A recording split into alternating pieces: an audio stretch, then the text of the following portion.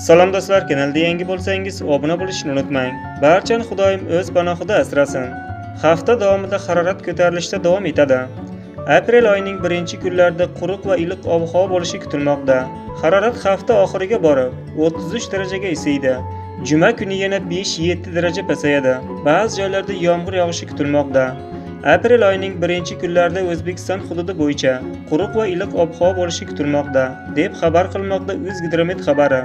Havo harorati ko'tarilishda davom etadi. Seshanba, chorshanba kunlari harorat 22-27 daraja iliqni tashkil qiladi. Ish haftasining oxiriga kelib, havo 28-30 darajaga, janub va cho'l hududlarda 33 darajaga isiydi. Bu aprel oyi boshi uchun bo'lgan me'yoriy qiymatdan 5-7 daraja yuqori. Respublikaning shimoliy janubiy hududlarida Qoraqalpog'iston Respublikasi, Xorazm viloyatida 1-3 aprel kunlari kunduz kuni harorat 25-30 daraja bo'ladi. Quruq va juda iliq ob-havo bo'lishi kutilmoqda. 4-aprel esa harorat 5-7 darajaga pasayib, ba'zi joylarda yomg'ir yog'adi. Shamol sharqdan 7-12 metr/sekund tezlikda esadi.